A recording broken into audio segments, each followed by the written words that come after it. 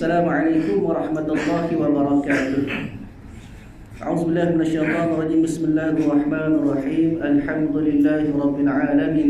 Wassalatu wassalamu ala asyrafil anbiya'i wal mursalin sayyidina maulana wa nabiyyina wa habibina wa syafi'ina wa qudwatina wa uswatina Muhammadin sallallahu alaihi wasallam wa ala alihi wa ashabihi ajma'in. Allahumma faqihna fi din waftah alaina futuhal arifin waj'al a'malana khalisatan liwajhikal karim ya arhamar rahimin. Allahumma iftah alaina hikmatak wa anshur alaina min khazain rahmatika ya arhamar rahimin. Rabbi shrah li sadri wa yassir li amri wahlul 'uqdatam min lisani yafqahu qawli walhamdulillahi rabbil alamin. Amin.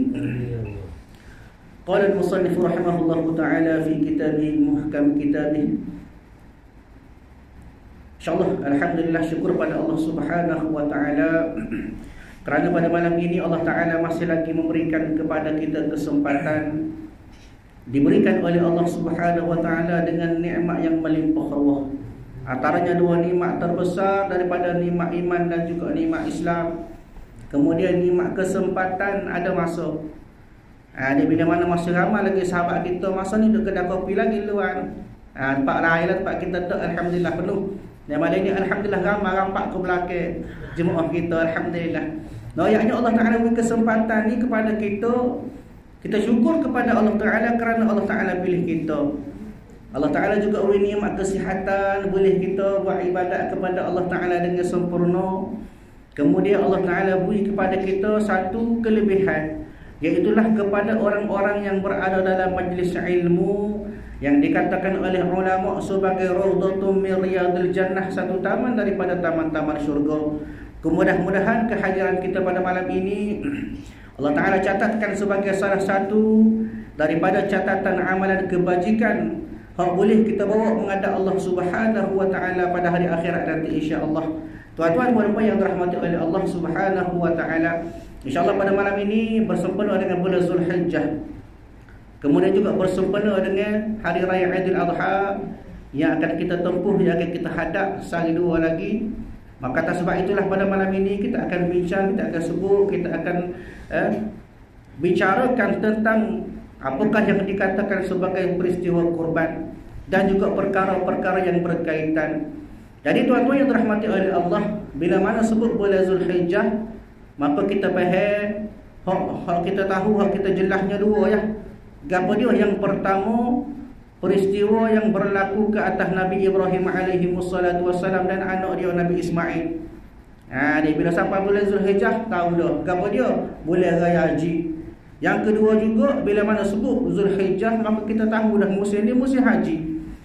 Sedangkan para ulama rahimahullahu taala telah menggariskan di dalam sirah, ada sirah Qisasul Anbiya dan sirah Auliya, sirah ulama-ulama, dan tetap para sahabat menyatakan bahawasanya banyak lagi peristiwa lain yang berlaku selain daripada hari raya haji ataupun hari kurban, dan juga peristiwa yang berlaku ke atas Nabi Ibrahim dan Nabi Ismail alaihi wassalatu wassalam. Gapo dia? Yang pertama yang disebut oleh para ulama, peristiwa di mana Salahuddin Al-Ayyubi melawan kubu musuh. Dia Salahuddin Al-Ayyubi merupakan pejuang ataupun tentera Islam yang berjaya menawar pihak kubu musuh setelah dikepung selama 38 hari. Dikepung, maka pada 11 Zulhijjah tahun 571 Hijrah berjayanya Salahuddin Al-Ayyubi menawan kubu musuh. Yang kedua, berlaku juga peristiwa perjanjian Aqabah yang kedua.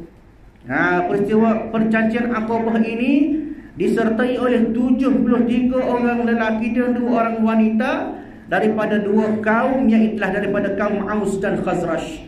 2 kaum ini buat satu perjanjian. Berjanji atas sebab apa? Mereka berjanji taat setia untuk terus membantu serta sebarkan agama Islam yang dibawa oleh Rasulullah sallallahu alaihi wasallam kepada siapa? Kepada penduduk di kota Madinah.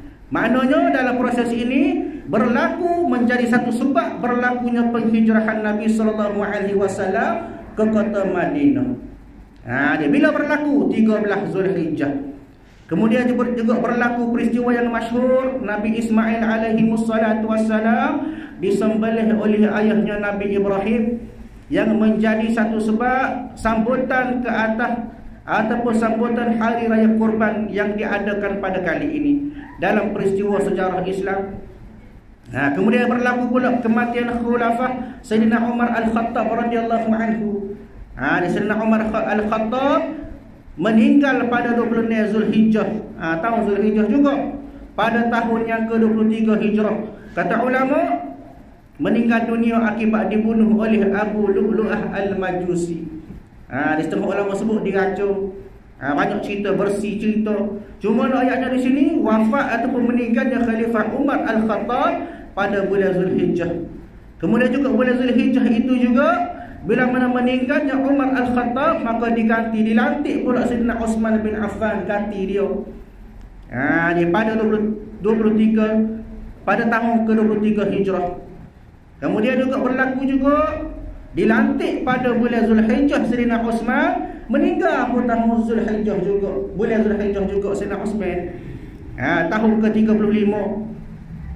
Kemudian lahirnya Nabi Ibrahim alaihi wassalatu wassalam, dilahirkan oleh ibunya Maryah Al-Qibtiyah pada tahun ke-8 sebelum hijrah. Setengah ulama sebut lahir dalam keadaannya lahir pada bulan Zulhijjah juga. Dilantik pula Sayyidina Ali bin Abi Talib pada bulan Zulhijjah juga. Berlakunya peristiwa Hujjatul Wida, haji perpisahan yang terakhir oleh Nabi SAW sebelum Nabi meninggal. Berlaku pada tahun ke-10 Hijrah, juga berlaku pada bulan Zulhijjah. Kemudian berlaku pertempuran di Wadi Arabah antara tentera Islam dan juga tentera Rom, benar tentera Islam. Berlaku pada bulan Zulhijjah juga. Berlaku perang Tattin, berlaku peperangan As-Sawiq, dan juga berlakunya ibadah haji Sayyidina Abu Bakar As-Siddiq selepas pada wafatnya Nabi SAW pada tahun 12 Hijrah, juga berlaku pada bulan Zulhijjah. Dan juga disebut oleh ulama, antaranya ulama Nahwu, nama dia Ibnu Khayyat, meninggal dunia juga pada tahun 320 Hijrah pada 29 Zulhijjah. Mana kata di sebalik dua peristiwa besar yang berlaku kepada kita, maka banyak lagi peristiwa lain yang berlaku. Cuma hal lain tu tak perlu sebut, tak perlu kita nak sambut. Sebab apa? Sebab tak kait dengan kita. Adapun ibadat haji, adapun ibadat kurban, hak ni kait dengan kita. Maka dua-dua ni kita kena faham. Gapo dia? Nabi sebut dalam hadis Nabi SAW. Kata Nabi SAW, ja'alallahu al-aidain fi kulli sanah. Allah Ta'ala buat, Allah Ta'ala jadikan kepada kita dua hari raya pada setiap tahun. Wa huma ba'da ikmalul ibadah.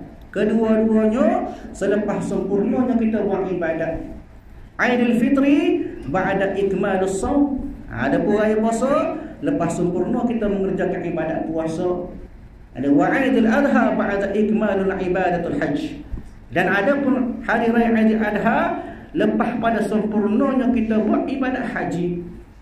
Setengah ulama sebut dia kalau ikut pada step dia kan, ataupun pergerakan ataupun cara kaedah kaifiat mengerjakan haji, maka bila sampai kepada hari 10 Zulhijjah, maka sudah hampir kepada penamat dia dah. Maka sebab itulah tuan-tuan yang dirahmati oleh Allah Subhanahu wa taala, kadang-kadang benda-benda ini bila kita tak sebut ia jadi lupa. Ibadat haji betul lah, sebabnya kita ada kerusuh dia. Barangkali dicerita dalam kerusuh apa dia ibadat haji, lagu mana step, lagu mana cara. Ada pun ibadat kurban, kadang-kadang walaupun sebut sama tu yang tukar sepatutnya. Niat tu tahu mana, akad jual beli tu tahu mana. Maknanya sebab itulah benda-benda ni semua walaupun benda kecil, tapi perlu kita perhalusi supaya apa? Supaya ibadat kita tu sempurna. Dia. Maka nak bagi tahu di sini tuan-tuan yang dirahmati oleh Allah, apa dia kan ibadat kurban ni? Maka kata ulama rahimahullahu taala, ibadat kurban apa dia, iaitu ibadat sembelihan haiwan ternakan, al-an'am, haiwan ternakan disembelih yang dilaksanakan pada hari raya Aidil Adha. Bila? 10 Zulhijjah. Kalau Mekah 10 Zulhijjah dulu, dia dululah raya. Bergantung kepada makan tempat kita. Kalau kita 10 Zulhijjah jatuh pada hari Ahad, maka hari Ahad lah kita raya. Inilah yang dikatakan sebagai matlaq, tempat terbit matahari. Begitu juga puasa, kaedah dia matlaq, cara tengok anak bulan dan sebagainya, maka 10 Zulhijjah kita kena sambut hari raya Aidil Adha. Dia. Kemudian disambut juga pada hari-hari tasyrik yang berikutnya. Gapo dia? 11, 12, 13 itu hari tasyrik. Maka kata ulama rahimahullahu taala, hari raya ataupun kita boleh menyembelih, sunat kita menyembelih ke haiwan bersempena hari raya Aidil Adha pada 10 hari Zulhijjah, 10 Zulhijjah, diteruskan lagi dengan 11, 12, 13. Sebab apa tujuan ni semua ni? Pengorbanan itu, maka dia 4 hari lah tu. 10 tu hari raya Adha, kemudian 3 lagi hari tasyrik, jadi 4 hari. Sebab apa tujuan semua ni? Adalah semata-mata nak kita dekatkan diri kepada Allah Ta'ala. Itu makna korban yang sebenar. Kita kena behel, janganlah kita korban semata-mata nak suruh tahu kita ni rajin.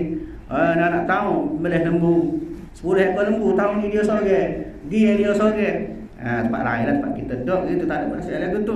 Noyaknya perasaan kita bila mana kita berkorban, biar kita ni taqarruba ila Allah, semata-mata nak mendekatkan diri kepada Allah Subhanahu wa taala. Kenapa? Kita nak ambil ibrah. Apa dia ibrah? Iaitulah pengajaran. Kita nak ambil, orang kata sebagai satu perkara kebaikan berdasarkan simbolik kepada peristiwa yang berlaku kepada Nabi Ibrahim dan anaknya Nabi Ismail alaihi wassalatu wassalam. Bagaimana ulama sebut kepada kita, Nabi Ibrahim dia nikah kahwin selama 80 tahun tapi tak diberi zuriat. Tak ada anak, tak ada belum tahu. Kalau kita 3 tahun bini tak beranak, cari hak lain lah tu dah. Tambah cawangan, tak lain lah. Sebab kita dah. Ayatnya tak ada perasaan sopan kita dengan Allah Ta'ala. Nabi Ibrahim sopan dia. Selama 80 tahun minta doa dengan Allah Ta'ala supaya diberikan zuriat. Kita kadang-kadang hak ada zuriat ni tak ada rasa syukur. Sebab itu kita perlu untuk kita berdoa setiap masa. Kita doa kepada Allah Ta'ala. Doa kita antaranya lepas solat, Rabbana hablana min azwajina wa dhurriyyatina qurrata a'yun. Itu doa kita, waj'alna lil muttaqina imama.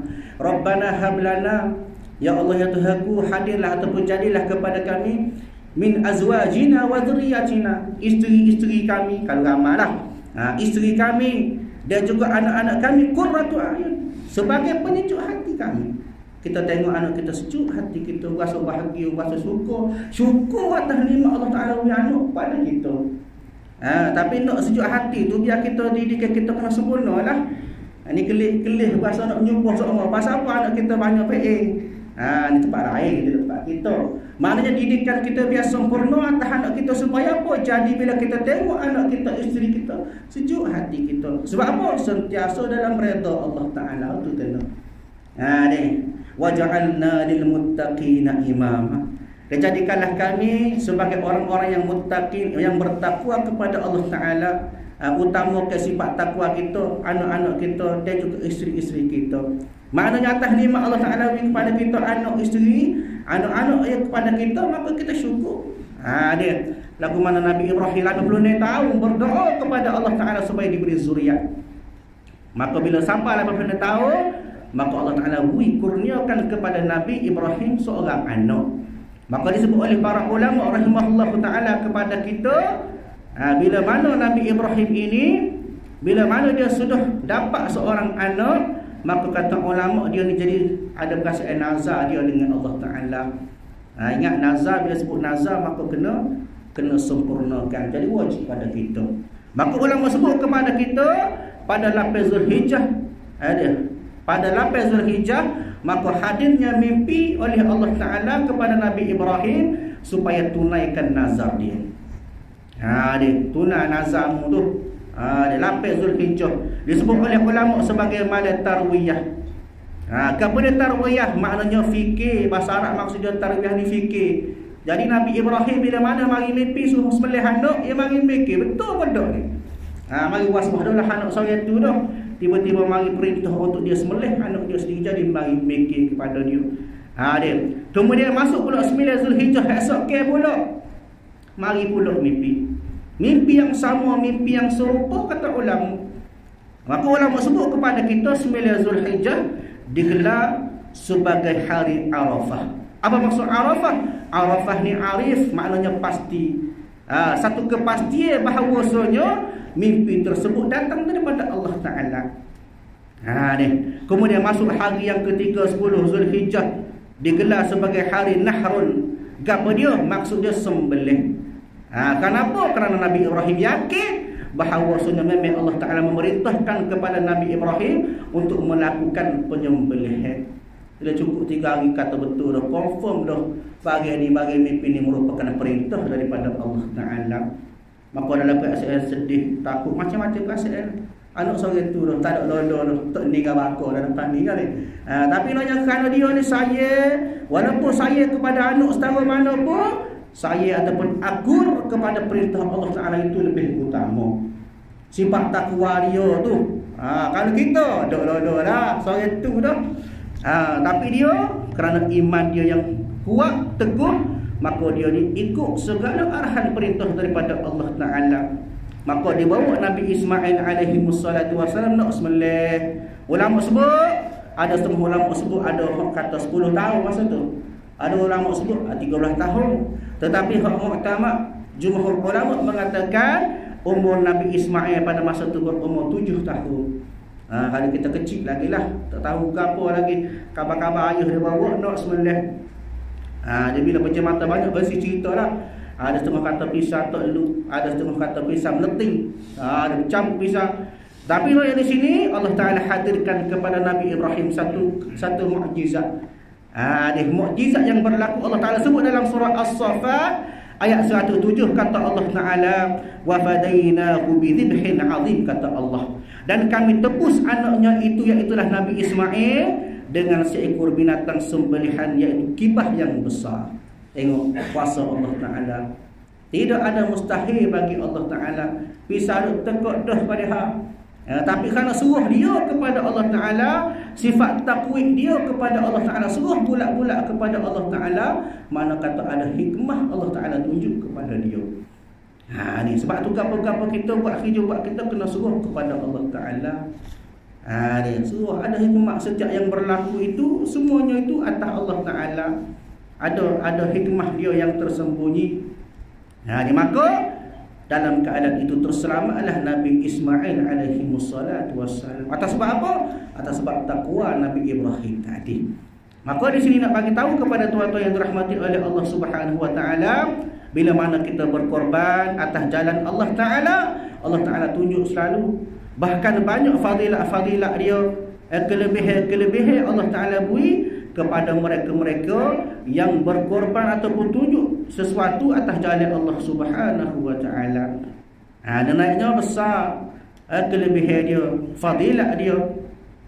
Baik, tuan-tuan yang dirahmati oleh Allah Subhanahu wa Ta'ala, bagaimana disebut dalam kitab Matla'in Al-Badrain pada muka surat 80. Baik, bermula udhiyah itu, bermula kurban itu sunat muakkadah. Sunat muakkadah maknanya sunat yang sangat-sangat dituntut. Sangat-sangat dituntut. Maknanya bila sunat muakkadah, bila sunat dituntut, maka besar pahala dia. Sunat saja besar dah pahala dia tu. Sunat muakkadah, sunat yang bersangatan dituntut, maka lagi besar pahala dia tu. Maka hukum dia sunat muakkadah bagi orang-orang haji dan lainnya. Orang haji pun jadi sunat muakkadah. Kita orang tak buat haji pun hukum dia sunat muakkadah juga. Dan tiada wajib hukum dia tu. Kena faham molek, tiada wajib. Lagu mana tiada wajib? Melainkan kecuali apabila dinazarkan dia. Selagi tak nazar, hukum dia tetap jadi sunat muakkad.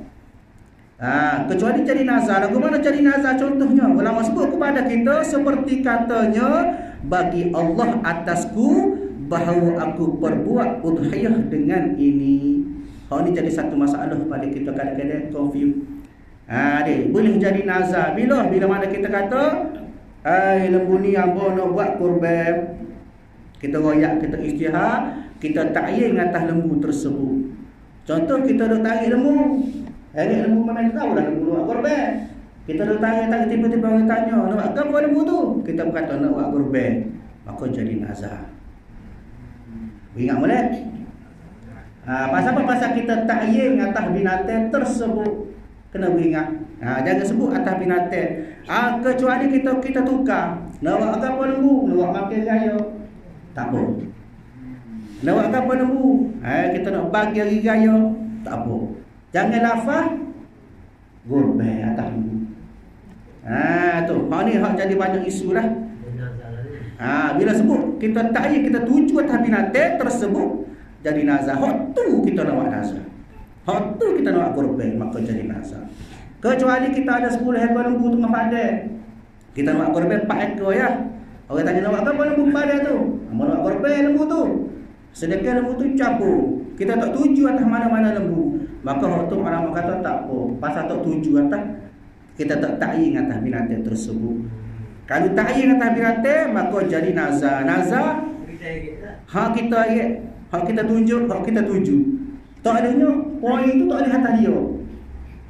Ada ingat. Hak ni hukum yang kadang-kadang khafifiyah ataupun sirriyah, hukum yang tersembunyi. Jadi nak elak kita nak pusing pula, caranya kita tukar lagu tu. Tukar, jangan sebut sirah lafaz tu, jangan sebut kurban, jangan sebut ngekah. Ni maknanya dia akan jadi nazar. Walaupun hakikatnya ngekah kadang-kadang benda tu, hukum ngekah ni sunat atas hak belum balik. Sunat kita ngekah hak belum balik, terutama kepada tanggungan dia. Mak ayah sunat ngekah anak dia tu sebelum pada balik. Dan lepas tu tak ada sunat dah.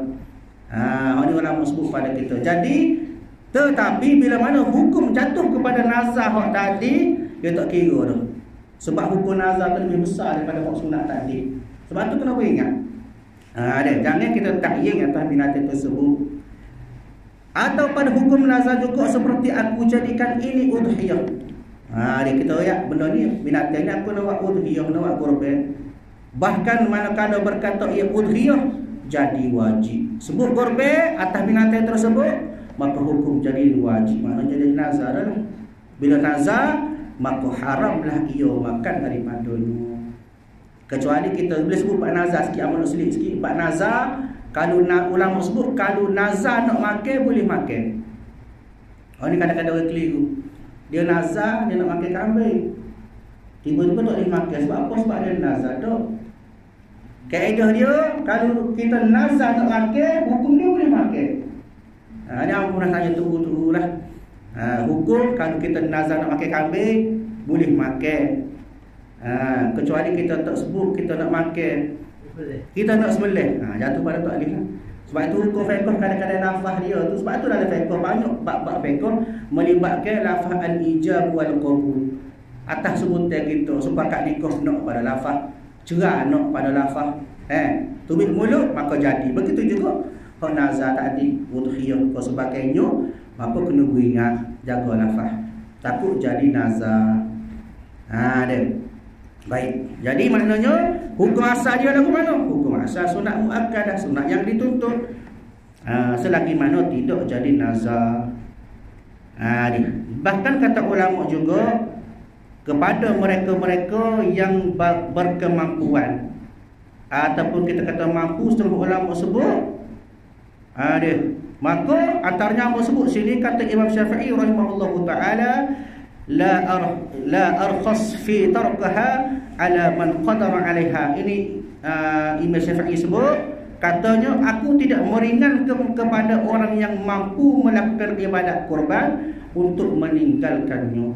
Kita mampu tapi kita tak buat, maka Imam Syafi'i kata, kalau aku tak royak gitu, tak sarai lagu tu lah, kita kata tak galak lagu tu. Sebaik-baiknya bila mampu maka kena buat ibadat kurban. Sebuah rumah so tak apa dah, pokoknya ada nak kepada keberkatan ataupun ibrah daripada pengorbanan yang mana telah dilakukan oleh Nabi Ibrahim dan Nabi Ismail alaihi salatu wassalam. Bayang di sini itu hukum dia. Baik.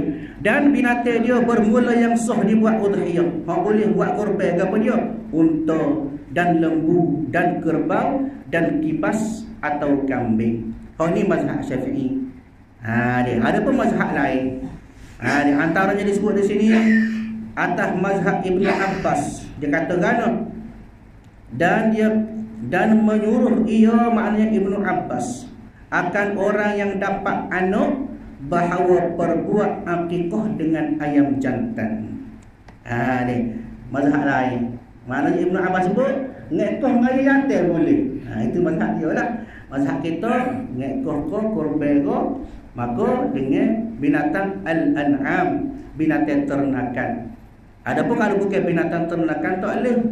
Contohnya apa dia? Rusa bukan al-an'am ataupun kijel. Ataupun benda-benda lain lah rusa, tapi bukan sebagai binatang ternakan, tidak termasuk dalam bab al-an'am, maka tak boleh, tak harus. Orang sebut tak sah lah. Hak sahnya tak ya. Ramal pego. Ni. Rusa walaupun ramal pego dah ni, dia tetap dah masuk dalam bab hukum pada bab al-an'am. Kalau taklidnya rimah boleh makan, ramal pego. Apa boleh rimah? Tak boleh. Hukum asal lagu mana? Ada ni. Tengok pada hukum asalnya al-an'am, sebab fiqh banyak hukum qat'i, banyak hukum hak jelas. Maknanya hak bolehnya tu tadi lah. Untuk lembu, kebab, kibah, kambing. Ni. Baik. Jadi hak afdal kata ulama, hak besar sekali lah. Apa dia? Untuk, lepas tu lembu, lepas tu kambing. Dan juga melihat kepada afdal juga kata ulama juga 7 ekor kambing lebih afdal daripada seekor unta. Ini segi afdal, bila sebut afdal, pahala besar lah. Berbanding dengan perbandingan dia tu 7 ekor kambing lebih afdal daripada seekor unta. Kita pakat beli unta, mana boleh dengan beli kambing 7 ekor, boleh beli kambing 7 ekor lagi. Ini ulama sebut. Ni. Sebab apa? Sebab seekor kambing afdalnya sebab di atas kambing tu sebab itu nyawa binatang tersebut. Ni. Ada kalau seekor bagi 7, dia nyawa bagi 7. Hak lebih afdal iaitulah seekor-seekor. Dia. Baik. Kemudian afdal dari segi warna pula, kata ulama, afdal sekali warna putih kalau ada lah. Nama keratur tak jumpa cari, tak si kurban tahun ni tak boleh. Dah ada tak buat lah mana lain pun. Mana yang afdal dari segi hukum kelebihan dia. Dia afdal putih. Kemudian warna kuning. Yang kedua tu warna kuning. Yang ketiga kelabu, yang keempat wanita. Wanita itu bohong sekali. Tapi tak apa, tu dari segi afdal, dari segi warna je aja. Baik. Hak tu dari segi afdal dia pula. Baik, seterusnya pada bab hak tak sah buat kurban.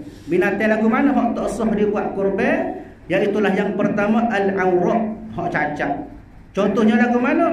Haiwan hak buta mata. Lembu pesi buta mata. Kata Imam Syafi'i rahimahullahu ta'ala, kalulah buta sebab selapu, naik ke selapu, ada isi goreng, isi mata tubik, maknanya menutupi mata, menyebabkan jadi boleh, jadi kabur mata dia. Maka kalau sikit dibolehkan, tak ada masalah. Tapi kalau besar, maka dikira juga sebagai satu kecacatan. Dia kadang-kadang maknanya lembu tu pun jadi mepeh-mepeh, jalan bermenyenggir, masuk pagi tak masuk pagi, maka dikira sebagai cacat juga lah tu. Maka tak boleh.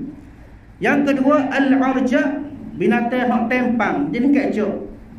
Ni lembu kecok ke, kambing kecok ke, jika terlalu berat ataupun terlalu teruk, maka tak boleh buat kurban. Adapun jalan mepeh sikit betul ni, maka tak apa. Kalau berat, dia banyak rubah pada bangun, maka tak boleh buat kurban lah, dikira sebagai al-arja. Yang ketiga al-marid. Dia jenis binatang hak sakit. Sakit pula ada dua. Yang pertama, sakit boleh menyebabkan rosak daging. Lagu mana? Contoh kita kata lembu kita pesing lembu lepah. Tidak lembu kita ni lembu lain. Lembu tempat lain ni lembu lepah. Mana dia lepah rata, orang makan tanam orang, orang makan ubi orang dan sebagainya, orang pun cukup. Lembu besar lembu. Dia. Tapi bila mana kena cukur ataupun kena asid tadi menyebabkan jadi berkudih. Bila berkudih jadi buruk, maka itu dikatakan sebagai rosak daging dia. Maka hak ni tak boleh buat kurban. Itu yang pertama, maknanya daripada bahagian rosak daging. Yang kedua, sakit dia tu kerana membawa mudarat bila kita makan. Nampak dia suka tapi dia main berair mulut, mata merah, apa? Kuku dia mulut dia nampak suka tapi berair mulut. Maka ni dikatakan sebagai boleh bawa penyakit kepada kita, maka tak boleh buat kurban juga. Seterusnya, haiwan tersebut al-majnun gila. Pesen lembu gila. Dia macam-macam. Kadang-kadang kita tak tengok pun, tak tahu pun. Kadang-kadang ahli fiqh dia tahu. Lembu gila, lembu sewi sebagainya. Maka tak boleh buat kurban. Baik.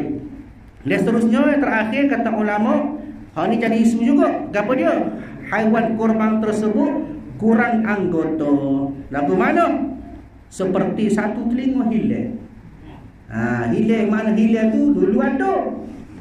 Tiba-tiba sekok kalau ke mana ke putus belum. Maka dikatakan oleh ulama sebagai menggugurkan ataupun menguraikan daging dia. Hal ni ataupun kata juga sebagai lidah terpotong. Lidah utuh. Ni ulama sebut jika terlalu berat, maknanya daripada lahir lagi. Kalau dah daripada lahir, pesel dia dah telinga besar sebelah tu. Tu tak apa. Jadi istilah ni pesel telinga tepuk. Telinga tepuk. Telinga tepuk ni kata ulama, antaranya pernah hamba tanya Tugu Pondok, lagu mana pesel telinga hak tepuk supaya stapler. Supaya tepuk stapler tu. Bila kita sebut kita tepuk tu, luruh daging dia. Cabut. Melopong pula kadang-kadang nak bubuh apa tanda sebagainya. Maka hal ni dikira sebagai menguraikan daging juga. Cara selamat, setengah tu dia belah. Dia belah. Mana tak luruh, dia belah. Untuk selit apa nama ketegi ke sebagainya. Ataupun tepuk hak tak meluruhkan daging dia, kulit dia. Tak ada masalah. Hal ni kena beringat. Cucuk kadang-kadang cucuk tak menguraikan daging tak apa. Kalau tepuk menguraikan daging, meluruhkan daging, maka tak boleh dikira sebagai menguraikan juga kepada daging dia. Baik, hak tu dikatakan sebagai haiwan ataupun binatang kurban hak tidak boleh dijadikan kurban. Baik, kita masuk kepada benda yang paling penting. Cara-cara kita nak menjalankan ibadah kurban. Hak ni cara buat niat, cara buat akad jual beli. Yang pertama kaedah dia iaitu proses jual beli. Hak ni ada dua. Jual beli kita sendiri ataupun wakil. Dibimbangi orang lain kurban, orang lain boleh pahala saja. Sebab apa tak wakil? Pitih hui tak niat wakil. Tak bolehnya. Jadi cara dia kalau kita wakil ke orang, maka kena niat wakil beserta duit terah. Jangan kata duit mari demo tak duit, niat saja. Niat wakil, wakil kepada tuan ataupun saya wakil kepada awak untuk korban pada bahagian ambo. Itu bahagian kita jual wakil. Hak terima pula, ambo terimalah wakil atas niat korban yang tersebut. Itu baru niat wakil. Begitu juga ngekah. Ambo wakil kepada demo untuk ngekah pada bahagian anak ambo yang namu. Maka kita ambo terima akikah atas bahagian namu sikit-sikit kerana Allah Taala. Itu panggil wakil. Okey. Ya. Asalkan sebut nama dengan harga tak perlu. Harga hak jelas kena sebut masa kita akad jual beli. Wakil kalau ngekah kena ayat nama lah. Bin tu kalau boleh sebut. Bin mak biaya. Kalau hak meninggal tu, orang sebut hak meninggal tu, tak boleh kita tak sunat kita ngekah, kita korban. Kalau hak hidup kena guna nama dia lah. Jadi masalah dia tadi tak wakil. Mana bila kita wakil kena ayat. Dia bila kita niat atas wakil ni kita sebut jelas dengan nama dia sebagainya, menyebabkan kita lebih rasa tahqiq, kita jadi yakin. Dia kalau boleh tulis sikit dia simpan muka main dia 500 nak korban, tiba-tiba nak ngekah dia, tiba-tiba tak niat saja. Ya kalau kita laki bini boleh kena wakil juga kalau kita laki. Orang lain tu bini kok. Kubu masing-masing. Maknanya hak afdalnya kita niat. Begitu juga disebut juga sunat oleh perempuan wakil kepada lelaki. Dia. Kalau tak ada arah juga kat kita sendiri, orang tahu ni masa kita dah muka rumah tak tahu apa, rumah korban kita tu, maka dia penuh sekali, tak apa bunyi. Tak ada masalah. Cuma nak segi hukum sunat. Sebab apa? Sebab dia segi kepayahan kadang-kadang kita ni payah nak buat kerja sebagainya. Tapi kalau nampak tak ada masalah sah. Dia kira sah. Dia. Maknanya niat wakil dulu. Bila niat wakil selesai, barulah pergi kepada niat jual beli. Pergi kat lembu, Dia nak sembelih tu pergi kat lembu dulu, maka akak jual beli. Ulama sebut kalau benda tu hak kita beli tu boleh geruk, maka sunat kita relak biar geruk. Beli motor, maka kita sunat relak sikit. Beli lembu, beli kambing, kita pakai tali kalau boleh biar geruk selakuh kau. Bagi hok tak ada mudarat ataupun tak kepayahan. Kalau lembu liar jangan tepi buat. Rehem tahun lah. Jadi sekadar ambil syarat pakai tali. Akak jual beli, apa belilah lembu ini satu bahagia daripada 7 bahagia dengan harga sekian-sekian kerana Allah Taala. Jangan apa beli lembu ini satu bahagia daripada bahagia yang ke-7. Apa tak ada nombor ke-7 berlaku. Apa beli satu bahagia lembu ini daripada 7 bahagia kerana Allah Taala dengan harga sekian-sekian. Hak jual pula, ambo jual lembu satu bahagia daripada 7 bahagia dengan harga yang tersebut. Ya sikit boleh agak sikit. Kalau ni bukan tadi dia. Maka suruh kepada dia, kalulah tuai lembu tu sembelih sendiri, maka boleh niat selalu dah. Ambo okey ataupun ambo suruh kepada tuai lembu untuk sembelih pada bahagia ambo. Dia jelas kata daripada awal tu kita yakin buat kerja ibadat kita. Suruh kepada dia, kalulah orang lain sembelih, tukar sembelih mari ke dia. Okey juga. Dia sama ada kita okey direct ataupun bahagian tukar sembelih dia kena faham. Amal nak sembelih dah ni okey kamu belakang dia, kita pun amal okey. Boleh tak tu? Sila. Boleh tu mana tanda kita setuju tu. Maka dikira sebagai kita sudah okey kepada tukar sembelih tadi. Selesai dah akak jual beli, maka step niat yang utama paling penting kepada dia niat kita. Bila start daripada darah menitik, darah yang pertama menitis tu, start situ boleh niat dah. Berung tu secam masuk tubik darah tu boleh niat dah.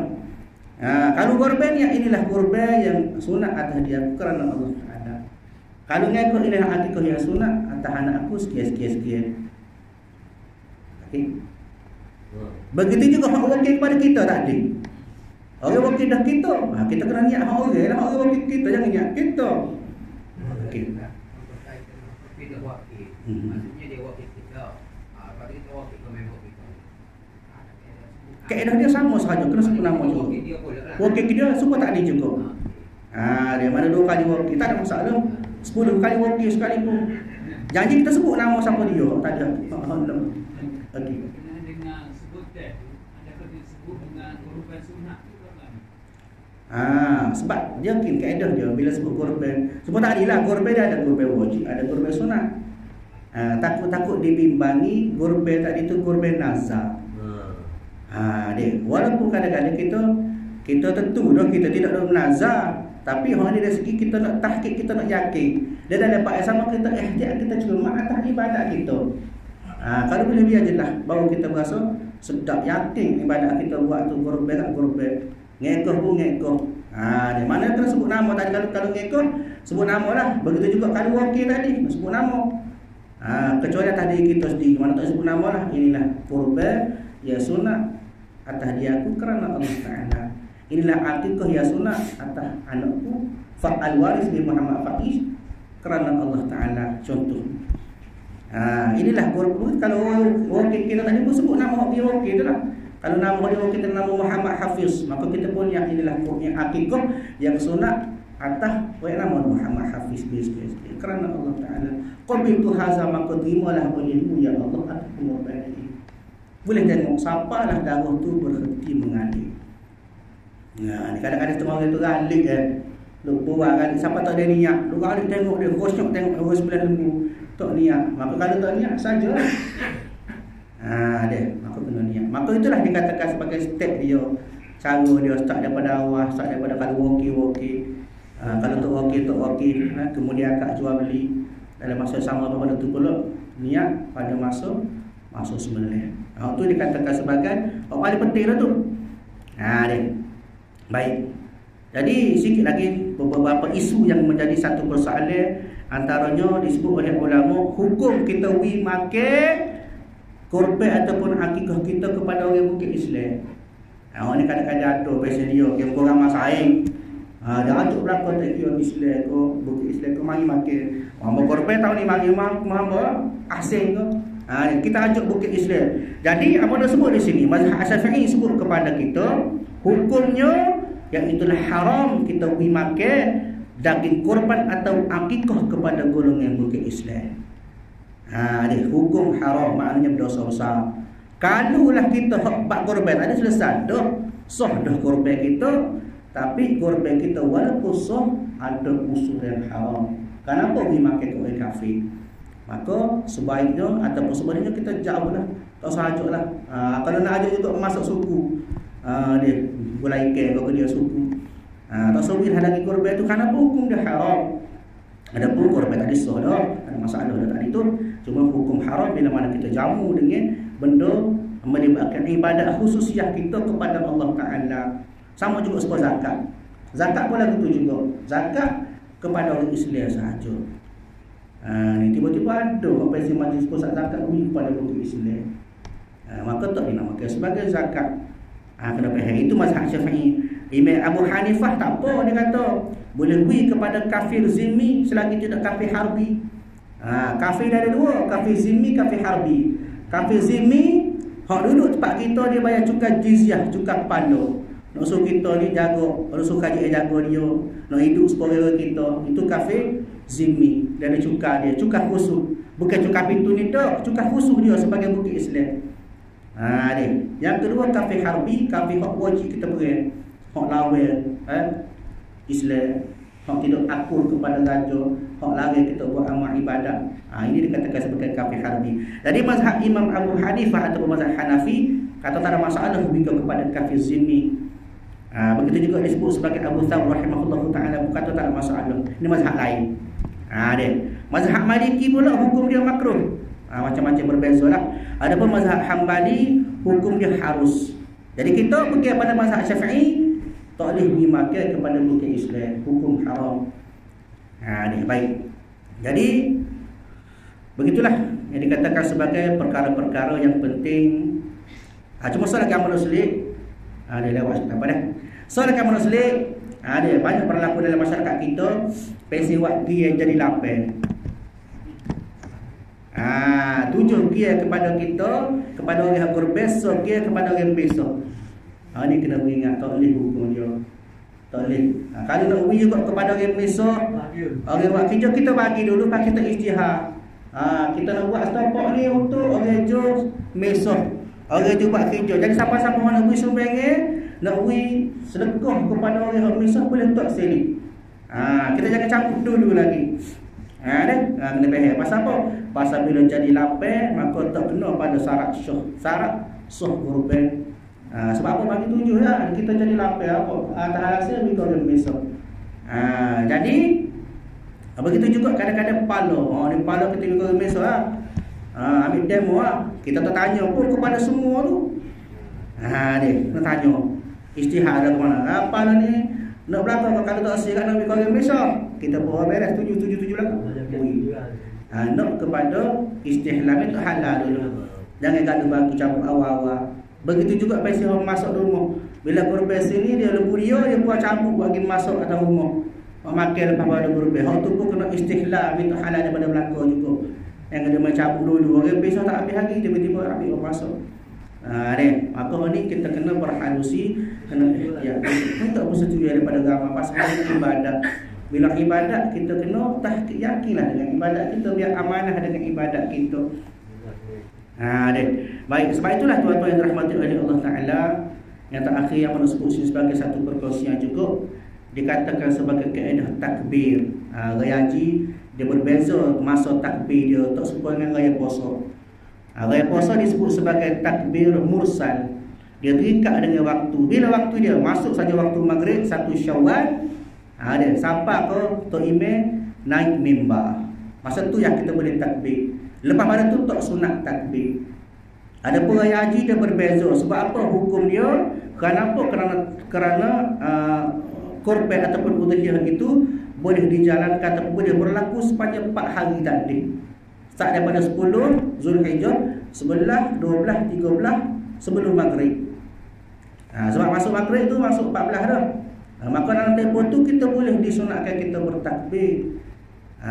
Jadi setengah tempat tu dia buat pada semaya, maka dia buat takbir, tak ada masalah. Jadi kita kadang-kadang tukar gaya puasa pun masuk gaya kedua. Lepas pada zuhur bunyi lagi takbir. Tempat lain lah tempat kita. Maknanya dia faham. Dia biar faham. Nampak tak mengaji lah kalau kita buat lagu tu. Jadi maknanya sampai kepada hari yang keempat. Raya keempat lah. Waktu asar tu, lepas asar tu boleh lagi. Masuk maghrib tak boleh dah. Tengok orang sebut lepas asar tu tak boleh dah. Ada juga. Tapi maknanya biar kita faham lagu tu kaedah dia. Baik. Jadi masa sangat itulah untuk kuliah kita pada malam ini sebagai satu pengkongsian, satu pemahaman kepada kita untuk kita buat ibadat korban. Cuma sebagai kesimpulannya, sekali lagi yang nak sebut di sini, kita kena ingat ibadat korban ialah bagaimana kita nak menghampirkan diri kepada Allah Ta'ala.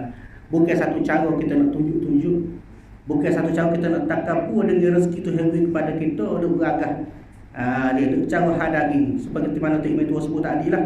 Balas gagah hadaging. Sedangkan hak sebenarnya ada bagaimanakah pengorbanan kita di sisi Allah Ta'ala, secara mana keikhlasan kita, secara mana sifat kita nak bagi sesama kita orang susah. Dia nak makan lagi beli kedah. Dia murah lagi dia ni. Tapi ayatnya di sini tuan-tuan yang dirahmati oleh Allah, nak kepada segala amal ibadat kita biar hasil dia ataupun natijah dia membawa kepada hampirnya kita semakin hari semakin hampir kepada Allah Subhanahu Wa Taala. Mudah-mudahan ibadat kita pada tahun ini, ibadat kurban kita diterima oleh Allah Taala. Dan juga hamba malam ini hamba sekali lagi nak ucapkan selamat Hari Raya Aidil-Adha kepada semua. Mudah-mudahan kita semua termasuk daripada kalangan orang-orang yang sentiasa memberikan diri kita kepada Allah Ta'ala. Banyak beri ruang kita kepada Allah Ta'ala. Bukan setakat ibadat korban saja. Ibadat itu utama hak wajib tu. Ni dah bersungguh korban. Semaya wajib kadang-kadang tak cukup lagi. Tuan raya lah tempat kita. Maknanya nak kepada kita ni biar nak semakin hari semakin baik, semakin hampir dengan Allah Subhanahu Wa Ta'ala. InsyaAllah setakat itulah kuliah kita pada malam ini. InsyaAllah kita sambung kuliah kita kepada ganya pada insyaAllah. Alhamdulillah rabbil alamin. Wassalatu wassalamu ala asyrafil anbiya wal mursalin wa ala alihi wa ashabihi ajma'in. Allahumma inna nas'aluka ridhaka wal jannata wa na'udzubika min sakhatika wan nar. Allahumma innaka 'afuwun karim tuhibbul 'afwa fa'fu 'anna wa 'an walidina wa 'an jami'il muslimina wal muslimat wal mu'minina wal mu'minat rahmatika ya arhamar rahimin. Rabbana atina fid dunya hasanah wa fil akhirati hasanah wa qina 'adzaban nar. Sallallahu ala sayyidina Muhammad wa ala alihi wa ashabihi ajma'in. Walhamdulillahi rabbil alamin. Assalamualaikum warahmatullahi wabarakatuh. Waalaikumsalam.